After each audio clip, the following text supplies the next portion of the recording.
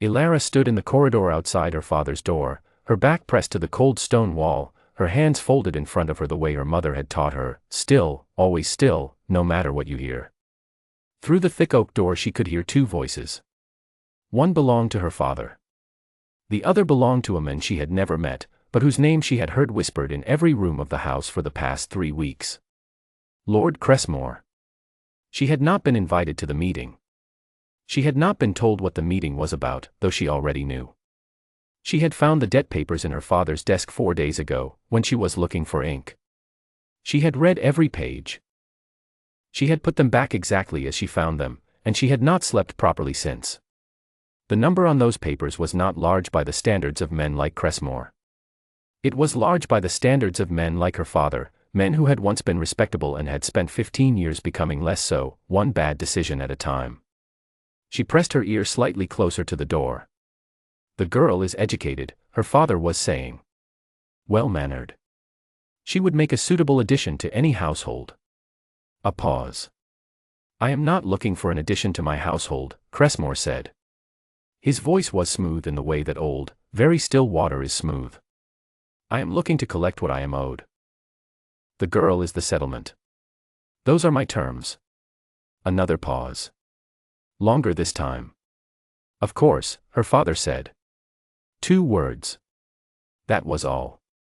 No argument, no counter, no hesitation long enough to mean anything. Just, of course. Ilara did not move. She had known this was coming, and still the knowing did not make the hearing of it any smaller. She breathed slowly. Her hands stayed folded. Her face stayed still. What she did not know was that there was a third man in the room. She found this out when the door opened. Her father came out first. He stopped when he saw her, and something crossed his face, not quite guilt, not quite apology, something smaller and more convenient than either. He opened his mouth. Ilara. I heard, she said. He closed his mouth. He looked at his hands. He walked past her down the corridor without another word, and she let him go, because there was nothing left in that direction that was worth following. Cressmore came out next. He was older than she had imagined, heavy around the jaw, small eyes that moved quickly. He looked at her the way men like him looked at things they had already decided to own. He smiled. Miss Voss, he said. She looked at him and said nothing. He was still smiling when the third man came through the door. She noticed the third man the way you notice a change in the temperature of a room, not dramatically, but certainly. He was tall. Dark coat, no decoration, the kind of clothes that said the money behind them had nothing to prove. He stopped in the doorway and looked at her, and she looked back at him, and for a moment the corridor held 3 people and a very significant silence. Miss Voss, Cressmore said again, apparently enjoying the word, allow me to introduce the Duke of Renmore. He was good enough to serve as witness today. The Duke said nothing. He was looking at her face, not the way Cressmore looked at her, not calculating, not claiming. More the way a person looks at something they are trying to understand before they decide what to do about it. Your Grace, Ilara said, because she had been raised to be polite even in hallways where her future had just been sold. He inclined his head. Still said nothing. Cressmore was still talking, something about arrangements, something about a date, and Ilara kept her eyes on the Duke because she noticed something odd. He was not listening to Cressmore either. He was watching her, and his expression had changed in a way she could not quite name. It was not pity. She would have closed her face entirely against pity. It was something more like recognition. Like a man who had walked into a room expecting one thing and found another. Cressmore eventually said his goodbyes and left. The Duke remained. He looked at her for a moment longer. Then he said, very quietly, did you know, before today? Yes, she said. For how long? 4 days. He was quiet. Then, you read the debt papers. It was not a question. She answered it anyway. Yes. Where were they? His desk. I was looking for ink. Something shifted in his face. Then he said, I will take care of it, and walked back into the study and closed the door behind him. She stood in the corridor for a long moment. Then she went to find some ink. The next morning a message arrived at the house informing Lord Voss that his debt to Lord Cressmore had been purchased and paid in full by the Duke of Renmore, and that the terms attached to the original arrangement, meaning Ilara, had been transferred accordingly, though the document had been rewritten to include a clause her father's version had not. She read the new version 3 times. The clause said that the person named in the arrangement retained the full legal right to refuse its terms. Her father did not mention this clause. He mentioned the relief of having the debt cleared, and the honor of the Duke's involvement, and the convenience of the whole thing, and Ilara listened to all of it from across the breakfast table and thought about the clause. Julian Ashmore, Duke of Renmore, called on her that afternoon. He sat across from her in the drawing room, a room that had seen better decades, and he was direct in a way she had not expected and found, against her better judgment, a relief. "I have no interest in a conventional marriage," he said. "I require a household that functions well in society. A partner who is capable and who can manage public obligations while I manage the estates. In return, you would have legal independence within the marriage, your own accounts, and security that does not depend on anyone's goodwill." "You are describing a business arrangement," Ilara said. "Yes. Then why did you not simply hire a manager?" A pause, brief, but real. "Because a manager cannot be a duchess. And what Cressmore intended for you required a more permanent solution. Why did you pay twice the price?" "It was the cleanest resolution." She looked at him. "Am I supposed to believe that?" He held her gaze. "You may believe whatever you find most useful." She sat with that for a moment. Then she picked up the copy of the new contract from the side table. She had placed it there before he arrived, and she said, "The clause." "Yes." "You gave me the right to refuse." "Yes." "Why?" He was quiet for a moment. "Then, because I wanted you to choose." She looked at the contract. She looked at him. She said yes, not from gratitude, not from relief, but because she had read every line of the document twice and it was, genuinely, the fairest set of terms anyone had ever offered her. That was a low bar, given the terms that had preceded it. But it was the bar that existed, and she was a practical woman. They were married 3 weeks later in a small ceremony that the Tun noticed and discussed and received no explanation for. Ashmore Hall was large. Ilara learned it room by room, the way she had learned everything that mattered in her life, quietly, at the edges, without announcing herself. She found that the household ran well but joylessly, like a clock that kept perfect time in an empty room. The staff were efficient and careful and slightly afraid of the Duke. She did not try to change this immediately. She watched first. She read the ledgers. They had been left on the desk in the east sitting room, the room she had been given as her own, and she was not certain whether they had been left there by accident or on purpose. Either way, she read them. She found 3 errors in the household accounts, 1 significant, and corrected them, and left the corrected versions on the same desk. The following morning, the estate solicitor arrived unannounced and asked to speak with her. He had, apparently, found the corrections. He sat across from her with a look that could not decide whether to be embarrassed or impressed. "Your Grace," he said, "the Duke does not typically involve himself in the household accounts directly." "I know," she said. "That is how 3 errors accumulated. The larger one has been ongoing for 7 months. You are welcome." The solicitor left. An hour later, Julian appeared in the doorway of the east sitting room with something in his expression that she was beginning to recognize, the look of a man revising a previous conclusion. "The solicitor spoke to you," she said. "He did. Are you displeased?" Julian looked at the ledgers on the desk. He looked at her. "No," he said. And left. She turned back to the ledgers and felt something quiet and solid settle in her chest. A crisis arrived in October. From the northern estate, a disputed tenant claim that had been mishandled at the administrative level and was beginning to attract the wrong kind of attention. Julian handled the legal dimension with the sharp, clean efficiency she was learning to expect from him. He was gone for 4 days. On the 3rd day, without being asked and without telling anyone she was doing it, Ilara wrote letters. To the steward. To the steward's wife. To 2 of the tenants by name, both of whom had written grievances that had been answered with legal language instead of human ones. She wrote carefully. She asked questions. She listened, in the written sense of the word, in a way that the letters from the estate's solicitors had not. By the time Julian returned, the atmosphere of the dispute had changed. He noticed this. He asked the steward about it. The steward told him about the letters. Julian found Elara in the library. She was reading. He stood in the doorway for a moment. She had noticed he did this, stopped in doorways, gave rooms a moment before entering them, as if he had learned at some point to announce himself quietly rather than assume welcome. "The Northern matter," he said. "Yes. You wrote to the tenants. Their grievances were real. They had simply been answered badly."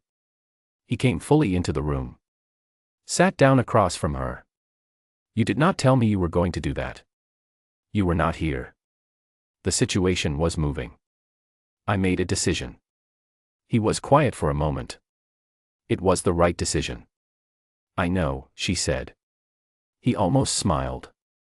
She caught it at the corner of his mouth before it resolved into something more composed. She filed it away. Lord Cressmore appeared at a dinner in London in November. He crossed the room toward her with the particular warmth of a man who had decided, having been temporarily outbid, that the situation was not necessarily permanent. He spoke to her with a kind of quiet ownership in his voice, reminding her of a shared history that existed only in his imagination. She was in the middle of a very civil, very cold response when Julian appeared at her side. He did not announce himself. He did not say anything threatening. He simply stood there, slightly closer than was strictly necessary, his attention on Cressmore, and waited. Cressmore found somewhere else to be. Elara waited until he was gone. Then she said, without looking at Julian, "I could have handled that." "I know," he said. "Then why did you come over?" A pause.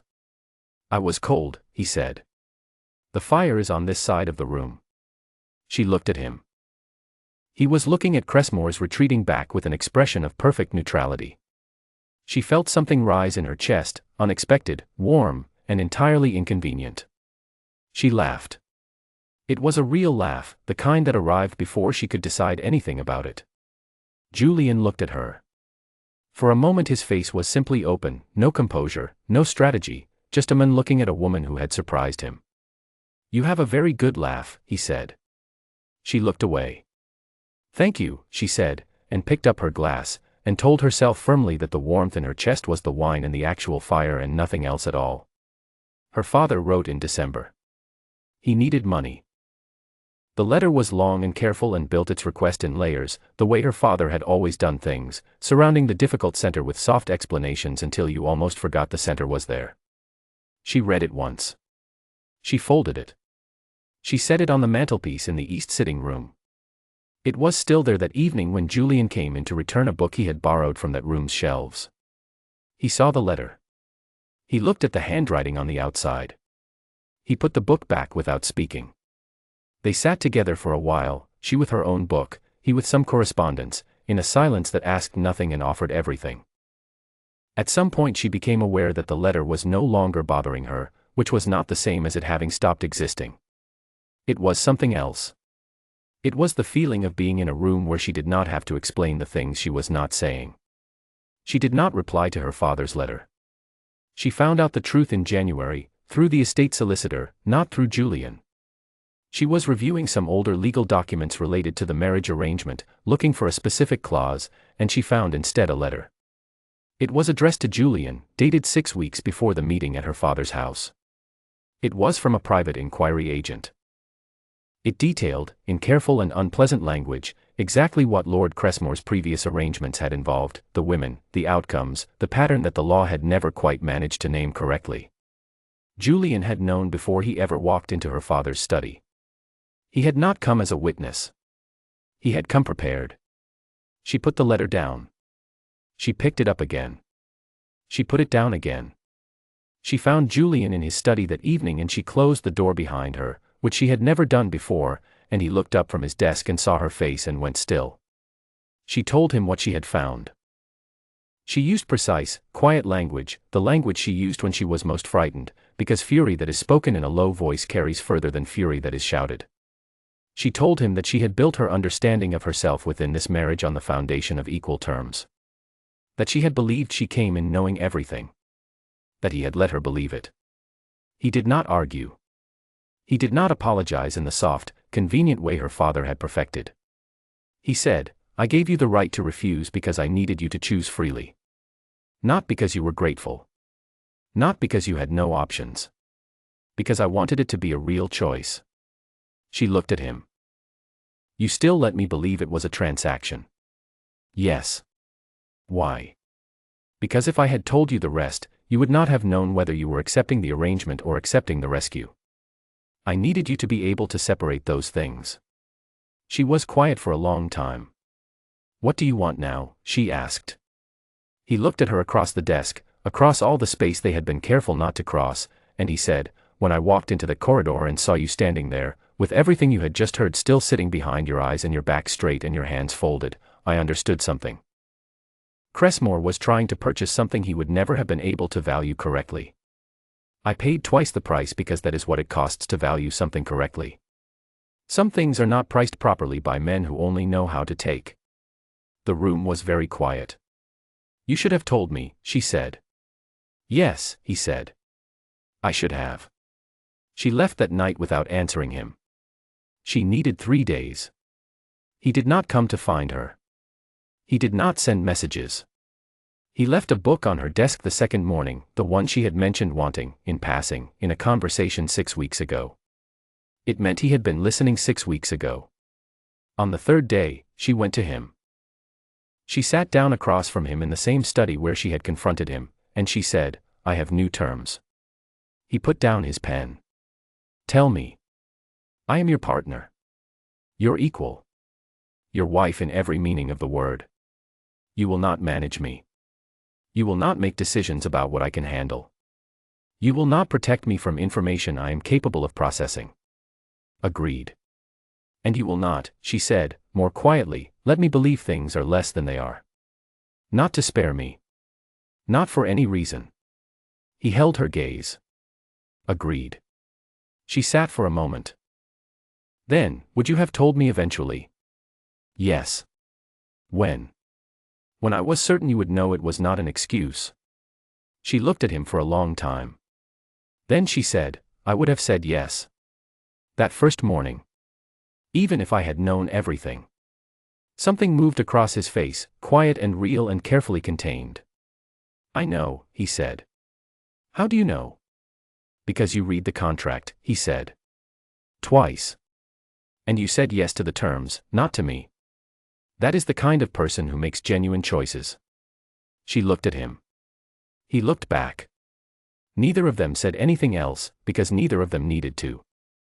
Outside the window of Ashmore Hall, the January light was doing something tentative and pale and almost warm. She stayed. Not because the terms required it. Not because she had nowhere else to go. Because she had walked into the study with full information, in the full use of her own judgment, and chosen. That was the only kind of staying that had ever mattered to her. And it turned out, to no one's particular surprise except possibly her own, that it was more than.